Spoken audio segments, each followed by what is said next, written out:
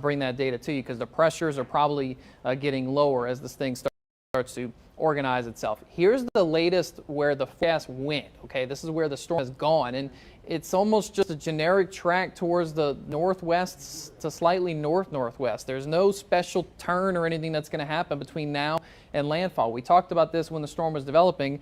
Wherever it developed, the high pressure would stay there, and it would just shoot towards the northwest, and it's making a beeline towards the Louisiana coastline. Everybody is under a hurricane warning in the Fox State viewing area, except the Mississippi Gulf Coast. Pearl River County and also Hancock County, you're under tropical storm warnings, but you are also under a hurricane watch just for the possibility that this could still shift a little bit to the right. We hope not, but that's something that's still on the table. Technically, the cone of uncertainty does include the metropolitan area of New Orleans down through Grand Isle, so the storm could still track right over those locations. Here's the latest peak storm surge, and you can see along the coast, south-facing shores, where the center goes inland and points east all the way to the mouth of the river, there is going to be a huge amount of water that's driven into our coast as this penetrates inland. A 10 to 15-foot storm surge is possible in our south-facing shores. Eastern-facing shores, that includes the Wrigley's, Slidell, Mississippi Gulf Coast, Bay St. Louis, Waveland, Shell Beach, 7 to 11 feet in those eastern-facing shores. Now, your water level rise is going to come faster, or at least earlier than everybody else, because we already have east winds out there this morning. So the water is going to start to rise, and then some of that water is going to get into the lake. Okay, so 4 to 7 feet possible on Lake Pontchartrain, and when you say that, it's going to go over the western side of the lake. So Laplace, I'm talking to you, 4 to 7 feet is possible on the western end of the lake, at least early on. As the storm is down to the south, there's going to be an east wind that's going to push that water to the western side of the lake. And then once the storm moves inland, North Shore folks, my North Shore folks from Lacombe, Mandeville, and Madisonville, southerly winds, even when the storm is weakening, moving inland, that's when your strongest southerly wind push will come, and that's when your surge will be the highest, and upwards of 7 feet is possible along all of those lakefront areas on the North Shore of Lake Pontchartrain. Here's the latest high-resolution forecast model of this thing, and you can clearly see it's depicting it starting to get itself better organized, and it's starting to have more of those spiral bands, and you're starting to actually see the center of this thing, or eventually the eye that's going to pop out. Now, here as we go into 2 o'clock in the morning hours, so this is after midnight tonight, we're still fine, but we never suggest trying to evacuate at night. We never suggest trying to, especially in our coastal waters where the winds are going to start to increase and the water is going to start to go up. So you should be making sure that all of your plans for safety, all of your evacuation plans are done by the end of the day today, by the end of the daylight hours today.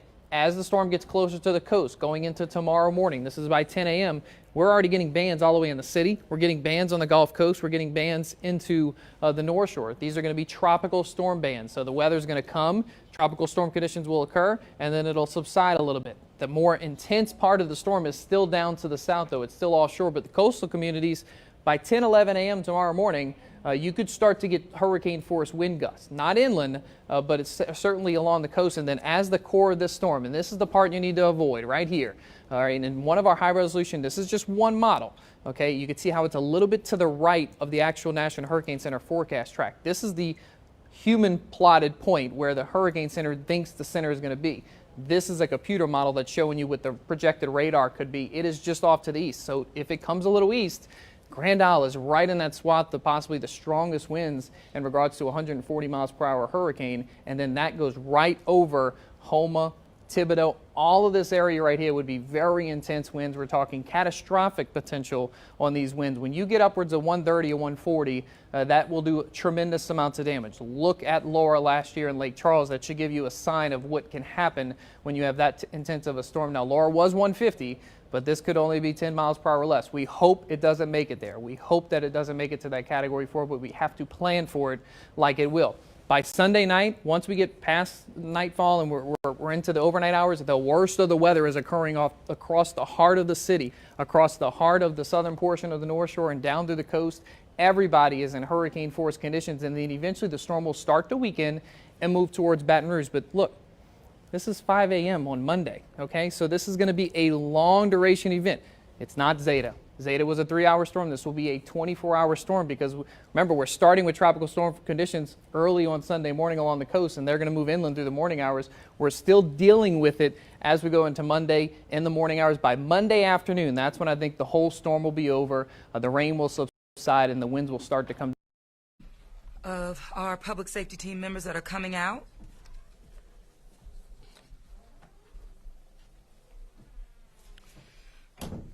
Thank you again for being here. I hope that you all personally have had an opportunity to prepare yourselves, your families, and the like, and I'm speaking really to the media at this time. But I am here with Colin Arnold, who is our Director of Homeland Security for the City of New Orleans, Mr. Ramsey Green, who is our Deputy CAO of Infrastructure, Ms. Lauren Nash, who is with the National Weather Service, and thank you so much for being embedded in our EOC and getting briefs directly. I appreciate that. Of course, Tyrell Morris, who is our Director of 911-311, the Orleans Parish Communications District, and joined by Colonel Bailey with the Louisiana National Guard. And thank you all again for being here. Now, this is an update, of course, from yesterday. I'm just getting out of my briefing with our public safety team, our unified command on every single level. What we know is today, right now, everyone has to make a decision to leave voluntarily, which I'm recommending. Do that. Prepare yourselves. If you're going to leave, you need to do that now. We need to make sure that you are in a safe place, everyone, whether you're going to leave voluntarily or stay on site, hunkered down, wherever that is. Hopefully that's your home in our city, but in a safe space. If you're staying, you need to be prepared for damaging wind, power outages, heavy rain, tornadoes. What I am told is that this storm in no way will be weakening. There will be, and there are no signs, again, that this storm will weaken. And there's always an opportunity for the storm to strengthen. As you know, this continues to remain a very fluid situation. And we know, again, that time is not on our side. It's rapidly, it's growing, it's intensifying. And so that is, again, if you are voluntarily evacuating our city, now is the time to leave. You need to do so immediately. If you're planning to ride it out, again, make sure that you're able to hunker down, you have your supplies in hand so that you're able to respond post-storm. And we, the city, we are preparing for a post-storm response. Given the time of this, it has pivoted us to focusing specifically on post-storm response. We are, however, paying very close attention to and in direct communication with our residents that are on our special needs registry, but those with severe medical conditions. We know who they are.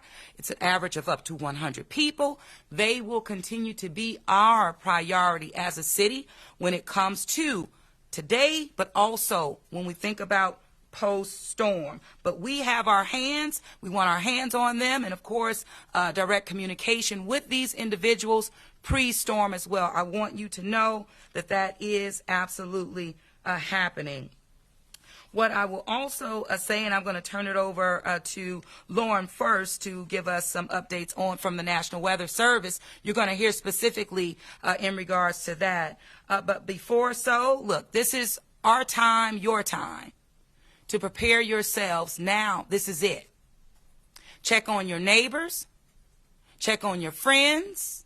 Of course, your family. Assist them where needed. If you see something, say something, because we want to ensure that we collectively are able to respond to the needs of our people. And what we learned, particularly during Katrina, first responders, we are first responders, all of us, our neighbors, we're all first responders.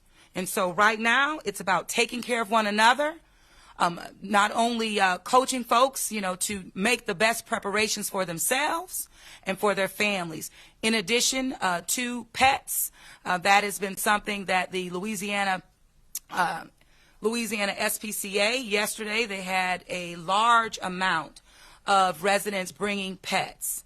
Please do not do that. They're at full capacity.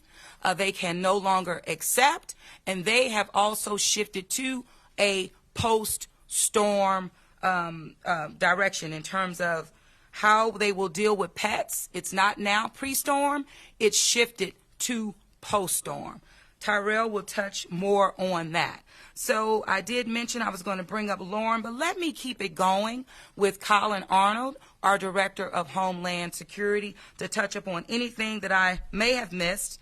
Of course, we'll go down the line. We'll hear from Ramsey. We will hear from Lauren, and we will also hear from Colonel Bailey. We will go to questions and answers as we need to, and give you as much as information as we can at this particular time. So with that, I'm going to go ahead on and Colin ask you to come up. Mm-hmm. Thank you, Madam Mayor. Good morning. There have been no significant changes in the forecast track of Hurricane Ida since our last update yesterday. It's still expected to strengthen to a Category 4 hurricane when it makes landfall west of New Orleans on Sunday.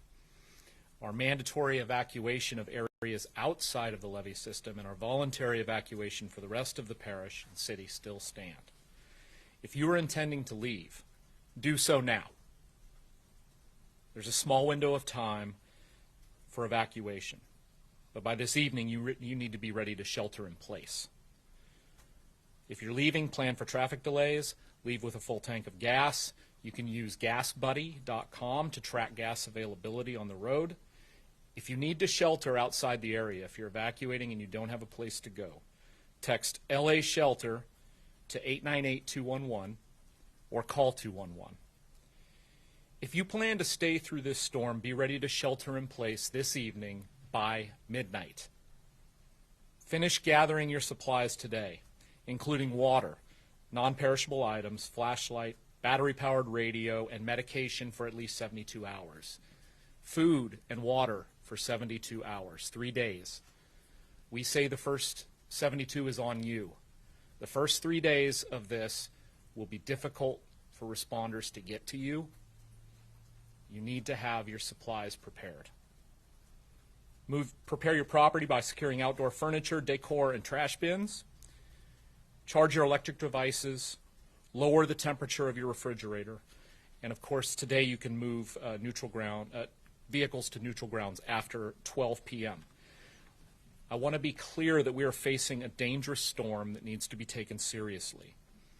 Damaging winds of 74 to 110 miles an hour can cause downed trees, structure damage, and prolonged power outages.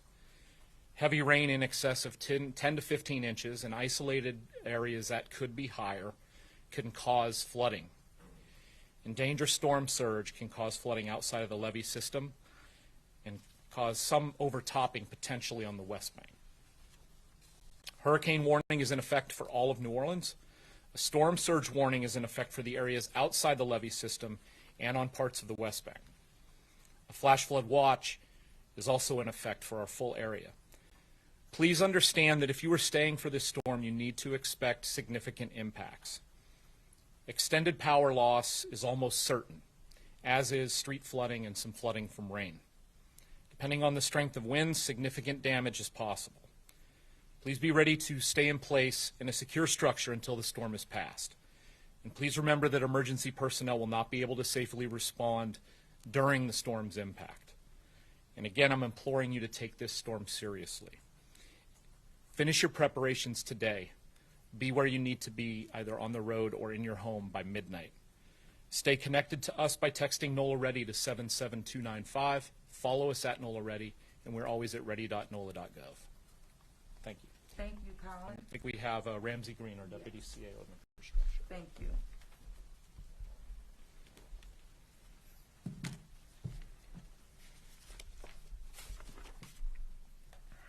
Thank you so much, Mayor. Thank you, Colin. I just want to speak very briefly about resilience. And I think about this a lot given what tomorrow represents to this city, to our residents, and to this country as a whole. There are no more resilient people than in this city. And we've gone through this. We know how to do this. And our residents know how to be calm. And I think there's a moment to put a little bit of this into perspective in the sense that, this year we hit our annual rainfall, our average annual rainfall in July. We had the 5th wettest spring that this city has ever had in recorded history, and we haven't had substantial flooding this year. And there's a lot of reasons for that. One, that in the last 3 years, we've replaced over 19 miles of subsurface drainage. We've replaced over 100,000 linear feet of that drainage. We've flushed more than 1.2 million linear feet of drain lines, 346 miles. We have completed multiple green infrastructure projects, and right now, under construction, we have 44 miles of subsurface drain lines under construction. There's a reason, and our canals, our sewage and water board canals have been cleaned. We've completed drain line point repairs, 2,500 linear feet. There's a real drive in improving our infrastructure just for moments like today and the next couple of days. That work has been underway. This mayor has focused on that, and our teams, our operations and infrastructure teams, are making sure that that work completes for events just like this. Take care of your family, take care of your pets, take care of your neighbors, check on them, and know that this city, the folks in infrastructure, the folks in operations, are improving our built environment to better withstand events just like the one we're facing today. Just some technical notes. Yesterday, the Department of Public Works reopened the Luisa and Paiti Street crossings at the Florida Avenue Canal to support hurricane evacuation. That was some work that was going on. Towing and cashier's office will be closed today at 5 p.m. until further notice. So if your car is inaccessible and you want it, get over there, get it, pay the fine, etc. Additionally, we've been in very close touch with Entergy New Orleans. They have over 10,000 personnel coming in from around the country just to southeast, south central Louisiana, and will be deployed where they need to be. And we're making sure that we're prepared for the recovery that will come after this. At this moment, our infrastructure teams, they secured their families, they got the preparations and response going. Then we go through this thing, and then we ascertain what happened to our community and getting it back online. From the sanitation perspective, if you have a trash can filled with trash or empty, it doesn't matter. Bring it in to your property, not inside. Bring it down your driveway, put it wherever you put it by 3 p.m. today. Again, if you have a trash can, whether it's full, whether it's empty, whatever it is, bring it onto your property by 3 p.m. today. We will commence regular trash collection at some point after the storm. There will not be regular trash collection on Monday. The landfills will be closed. Parks and parkways, we have crews at the ready. The moment you see a tree limb in a dangerous position, et cetera, please call 311 and report it. Don't expect immediate response while we're going through this event to either 911 calls or 311 calls.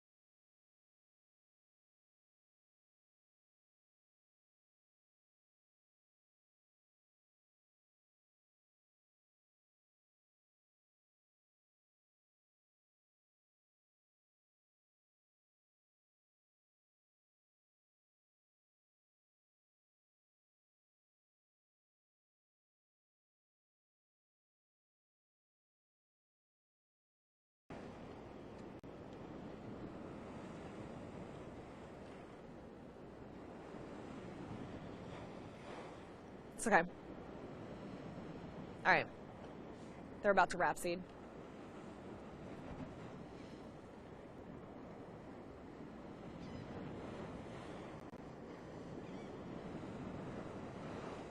Here we go.